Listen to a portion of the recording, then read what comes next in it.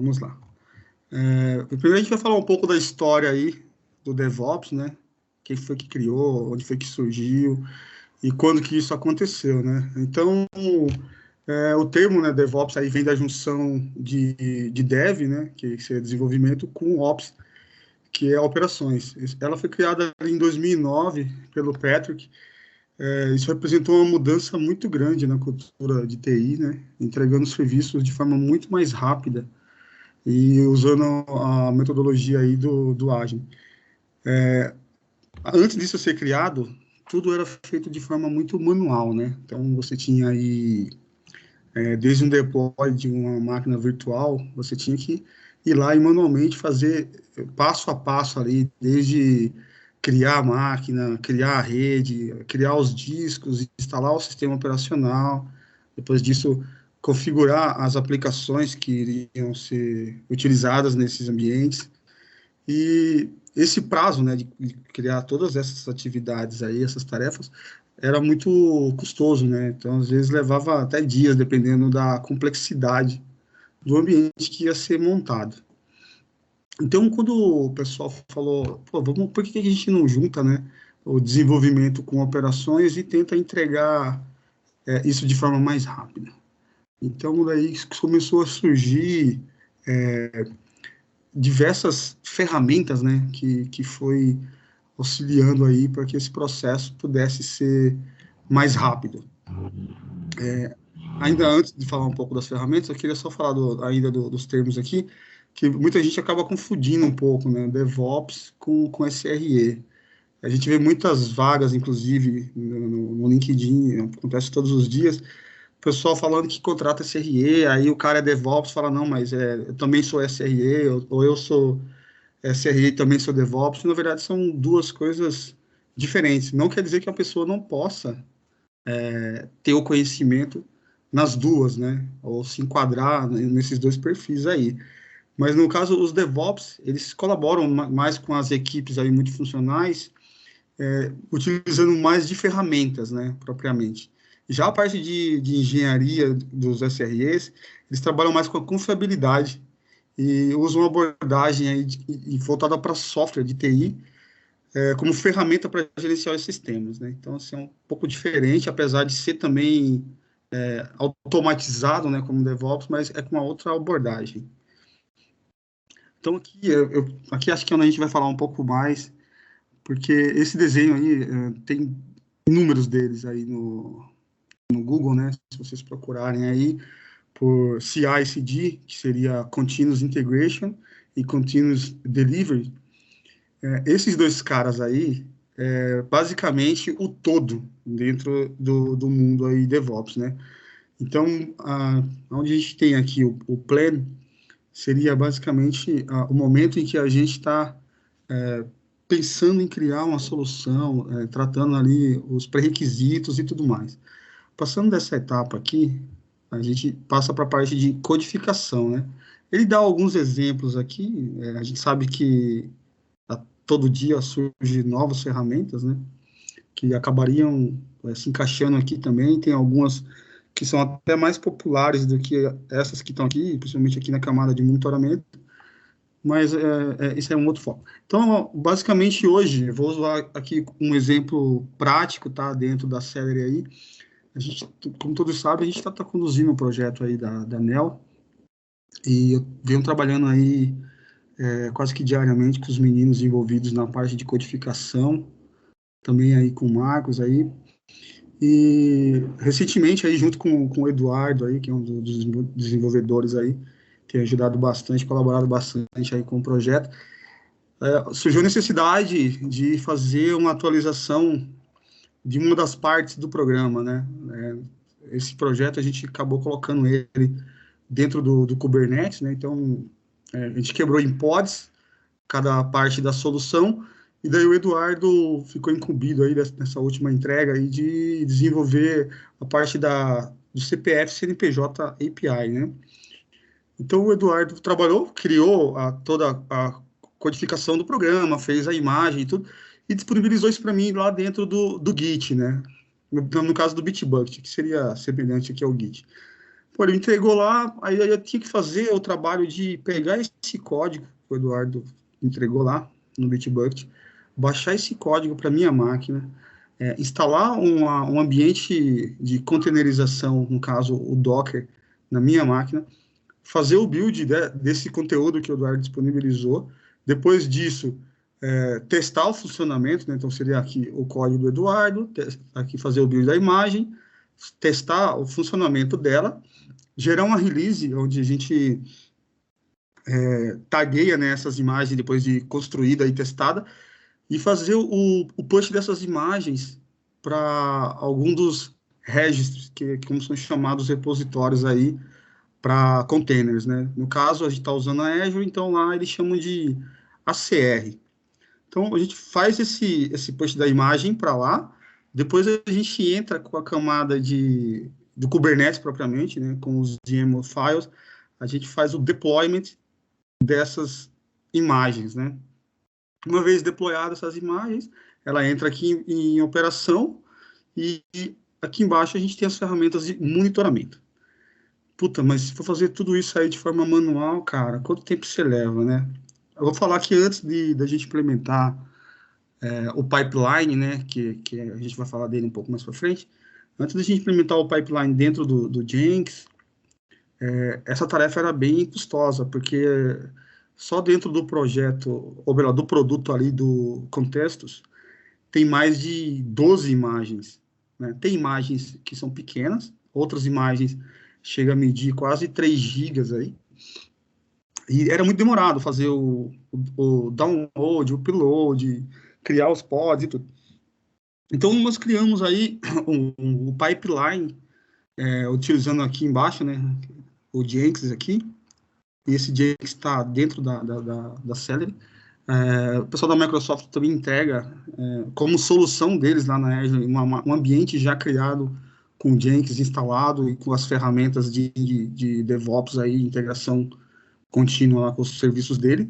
Nesse momento, a gente está usando a nossa, dentro da nossa casa, e nós criamos o pipeline. Então, tudo isso que eu falei aqui, que está representado nessa figura aqui, que é a partir daqui, né? Depois que o Eduardo submeteu o código dele para o Bitbucket, o Bitbucket ele consegue identificar, né, baseado no que nós queremos que ele alerte para a gente. Então, no caso, pode ser commit, pode ser approved, pode ser N opções que você tem lá dentro dele, para quando ele receber um commit, por exemplo, vou usar esse como exemplo, que é o que a gente está usando nesse momento lá.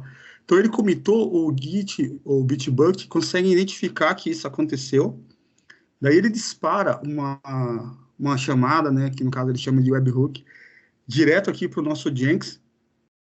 Mas como que esse cara manda a informação para cá, né? Então ele vai mandar para o nosso Firewall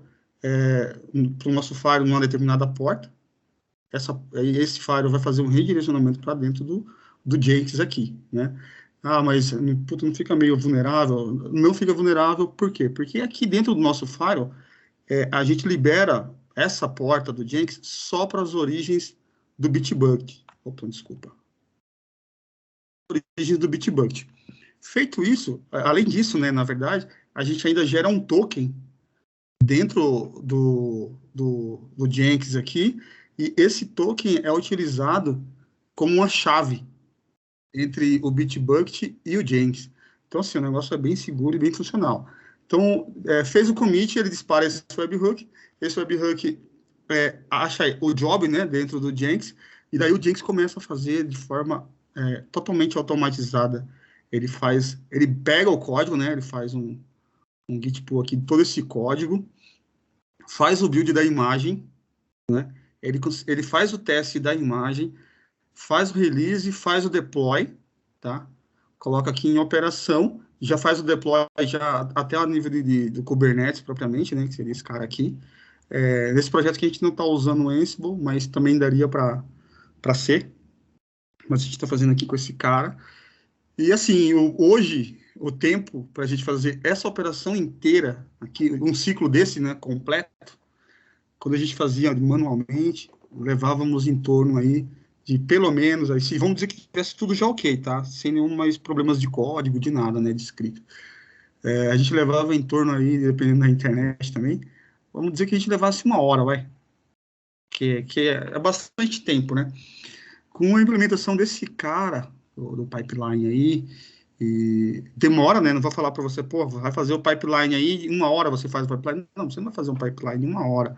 Você vai perder algumas horas fazendo, mas uma vez que ele estiver pronto, testado e totalmente funcional, os seus próximos deployments, né? Os seus próximos continuous delivery ali e as suas integrações, elas vão ocorrer em menos de 1 minuto, um deploy desse, né?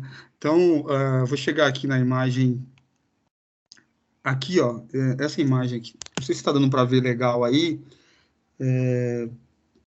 tentei deixar o mais visível possível, mas aqui a gente está falando exatamente desse pipeline que foi o que nós usamos aí recentemente, junto com o Eduardo, né? Eu peguei 3 execuções aqui. A primeira execução aqui, de baixo para cima, vocês veem que ele levou um tempo um pouco maior aqui, de 1 minuto e 38 segundos para fazer aquele ciclo lá. Mas por que levou todo esse tempo? Porque foi a primeira vez que eu estava executando. Eu não tinha nenhuma imagem registrada já lá no ACR lá da Azure, né? Então, esse tempo maior aqui foi justamente por conta disso. Ele fez o upload da imagem, depois você vê que o tempo aqui para cima, ele diminuiu drasticamente aqui. Então, ou seja, a gente está falando que a gente saiu aí de pelo menos, né? Estou sendo bem modesto. A gente está falando de 1 hora aí para fazer o deploy aí, vai em 2 minutos, vai exageradamente, quando a imagem não está lá. Então, assim, é um ganho muito, muito, muito grande, né? E com que a gente faz isso, né? A gente faz isso usando do IAC, que é a sigla aí, né, para infraestrutura como código, né? O caso do Jenkins, ele também tem isso. Lá eles chamam de Jenkins File, que é onde você codifica a sua infraestrutura, ou seja, você pega todos esses passos seus aqui de baixar o código, buildar, testar, fazer o release, depois, você pega tudo isso, escreve dentro via Jenkins File, né, a linguagem dele lá que é o Groove, você escreve dentro desse cara, né, que daí vira um IAC, que a sua infraestrutura está inteira como código. Então, você quando precisa mexer na sua infraestrutura, você não mexe nunca no lado que já está implementado. Por quê? Porque era uma infraestrutura com código. Se você mexer onde já está implementado e você rodar novamente esse seu código aí, você vai sobrepor as configurações que estão lá. Então você sempre arruma, né, o que tiver que arrumar, ou adiciona o que tiver que adicionar dentro do seu código IAC aí e faz o novo deploy dele, tá? Podemos usá-lo tanto em ambientes on-premise quanto em ambientes em nuvens. Hoje a gente tem aí alguns cloud providers públicos, né? Mas os maiores aí são a AWS, a Azure e a GCP. Esses caras aí, eles como tem um time muito grande de desenvolvimento, eles têm suas próprias ferramentas de infraestrutura como código dentro dessas plataformas. Pô, Val, quer dizer então que eu vou ter que aprender a GCP, Azure, e vou ter que aprender também AWS para poder fazer esse tipo de configuração, né, de criação de ambiente? Basicamente sim, mas você consegue usar uma única ferramenta, né? Por exemplo, você está aqui o Terraform, você consegue usar uma única ferramenta para fazer isso. O conceito vai ser o mesmo, né, para as 3 nuvens aí. O que vai mudar vai ser a sintaxe, porque cada empresa tem a sua nomenclatura, né? Mas no fundo, os steps assim para a criação dos ambientes vão ser bem similares aí, né? Então você vai declarar lá sua VM, sua rede, seu disco, tudo que for componente de uma máquina física, né? Vamos fazer uma analogia aí, você vai declarar isso dentro do seu Terraform. Feito isso, você coloca as credenciais, né, do provedor, do seu provedor de nuvem aí, e daí você consegue fazer esse deploy. Você consegue, antes de executar o deploy, você consegue executar um que eles chamam de modo dry run, que daí seria fazer um teste, né, do seu código, ver se está tudo ok. E ele tem a inteligência de saber se, por exemplo, você que escreveu lá a sua infraestrutura, ela tem ali 1000 linhas, né? Ele tem a inteligência de saber que você alterou uma parte só da sua infraestrutura. Então ele roda, ele fala, ó, cara, daqui tem 1000 linhas aqui de código, das 1000 linhas você criou 10 objetos lá. Eu tô vendo que você alterou agora o objeto 7 aqui, que antes estava desse jeito, agora está desse jeito. Você quer fazer a substituição? Então ele não recria tudo de novo, né? Ele vai lá e faz só o que realmente foi alterado. Essa é uma das vantagens aqui, porque você não imagina, né? Toda vez que fosse fazer um deployment num ambiente grande, você tem que destruir o ambiente e criar ele inteiro, né? Não fazia muito sentido dessa forma. Então a gente usa isso, vou citar aqui um exemplo. A gente estava fazendo um projeto aí, junto com o pessoal aí de desenvolvimento, dessa vez aí com a Betinha, o Júlio e mais uns 2 rapazes aí. E o que acontece? O processo de criação da VM, o processo de compilação dos binários lá, que era em Erlang, era um processo muito moroso e passivo muito de erros, né? Principalmente na compilação e tudo mais. A gente perdeu alguns dias aí, né? Não vou falar que foi fácil, a Betinha tá aí de prova, a gente acabou quebrando a cabeça com algumas coisas que eram novidades para a gente, mas conseguimos fazer isso em um único job. Também usando o Jenkins, mas daí, dessa vez, nós precisamos usar mais ferramentas desses conjuntos aqui, né? Então, a gente integrou o Bitbucket, nós integramos o Jenkins, nós integramos o Ansible, e nós integramos também, não está aqui, mas eu falei dela agora há pouco, o Terraform. Então, assim, foi um negócio bem legal, porque a gente pôde pegar o código depois de comitado, né, também via webhook, e esse cara conseguia, desde criar a máquina, compilar todo esse binário aí, levar para lá e sair fazendo toda a configuração da VM, da parte de hardening até a camada de proxy. Então, assim, isso aí realmente poupou muito, muito, muito nosso tempo. E tudo isso usando as ferramentas aí de DevOps, né? Deixa eu ver o que mais. Acho que, a princípio, seria isso. Eu queria mostrar algumas coisas na prática para vocês, mas, como eu falei, é muito código, né? Para ficar mostrando, aí acho que não sei se seria viável assim. Então, eu vou deixar agora aqui aberto aí para perguntas, né? Isso aqui já passou aí 20 minutos, então fique à vontade aí para a gente tirar algumas dúvidas aí. E assim, gente, eu não sei de tudo, tá? Responderei as coisas que eu souber, as que eu não souber, eu vou pegar o e-mail aí de vocês e vou tentar encontrar a resposta para a pergunta de vocês e enviarei por e-mail.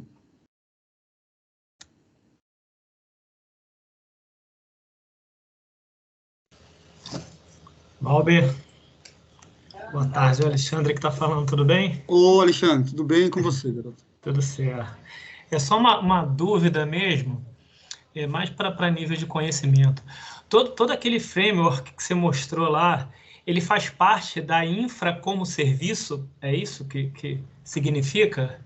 Assim, todo ele ali, todas aquelas ferramentas, Fernando, elas fazem parte de infra como serviço, sim, mas cada um com a sua particularidade. Não quer dizer que você vá precisar de todas aquelas ferramentas para criar o seu ambiente usando aí ferramentas DevOps, né?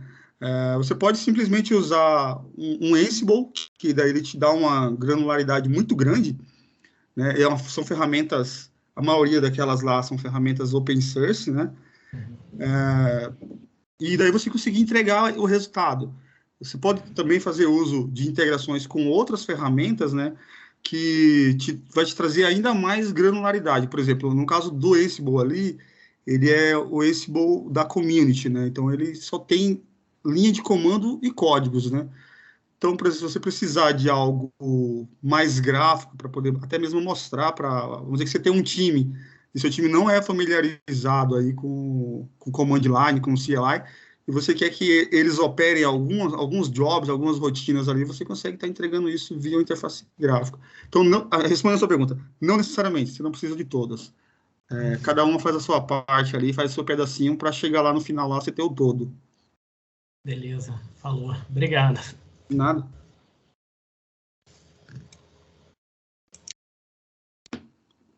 Pessoal, eu peço desculpa se foi muito rápido aí, tá? Não estou muito acostumado, assim, fazia tempo que eu não apresentava, na verdade. Então, você fica meio ansioso, assim, eu já sou uma pessoa meio ansiosa, já acabo falando mais rápido do que o normal. Marcos, você Gustavo tá com Lito cara aqui. de dúvida aí, fala aí. Uma dúvida. Existe algum framework mais simples, alguma coisa assim que o pessoal use para fazer aplicações mais leves, digamos assim? Existe, assim, existe vários, na verdade, né? Mas eu vou falar dos que eu tenho visto o pessoal usando muito e a adoção está sendo muito grande pela facilidade que a ferramenta dá, né? No caso, a Azure, ela tem uma ferramenta chamada Azure DevOps, que daí ela consegue fazer uma abstração de várias ferramentas, né, dentro dessa única ferramenta. Inclusive o Azure DevOps, aí, ele tem uma versão dele aí, claro que limitada, né, tem suas limitações, mas você consegue criar uma conta e brincar com ela aí, com seus códigos aí, até para entender o funcionamento. Ela tem também essa parte aí de board aí, né, que é bem bacana, dele funciona super bem, integração com várias outras ferramentas, caso você precise. Já usei, é bem bacana. E diria assim que se tiver um tempo livre, dá uma olhada para ela que você vai gostar. Ela é muito poderosa. Bacana, valeu, obrigado. Ô, Valber, De nada. Fala aí, Marcão, tudo bem? DevOps é só isso? É só sobre ferramentas, aplicações e pipelines? Não, na verdade, DevOps é muito grande, né? É um tema muito extenso esse, né, cara? E como o Talk é um curto tempo que a gente tem ali, eu tentei sumarizar ao máximo aí, até porque senão ia ficar muito grande, eu precisava fazer até uma apresentação bem maior, porque esse tema, ele abrange muita coisa, muita coisa. Legal. Albert, tem uma dúvida também, que assim, eu estou estudando um pouquinho sobre Apache Airflow. Aí você falou sobre os pipelines lá no Jenkins. Eu queria saber se é uma ferramenta similar às duas, se daria para substituir o Jenkins pelo Apache Airflow ou não. Olha, o Apache Airflow, cara, eu vou ser bem sincero, não conheço a fundo a ferramenta, tá? Mas eu posso te falar o seguinte, que com relação ao Jenkins, tem outras ferramentas que são, diria que concorrente deles ali, né? Que você consegue também estar fazendo essa parte aí de pipelines, né? Eu vou falar um aqui que eu conheço, que eu já vi funcionar. Essa daí, não sei se ela tem versão aberta no open source, que é o Circle CI, uma ferramenta paga, que ela tem o mesmo propósito, só que com mais granularidade, talvez, do que o próprio Jenkins, porque o Jenkins hoje ele é suportado aí pela comunidade, né?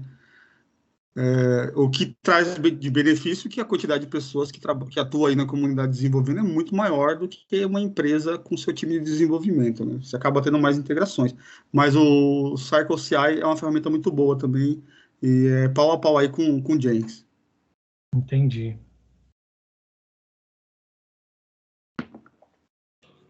Bom, boa tarde.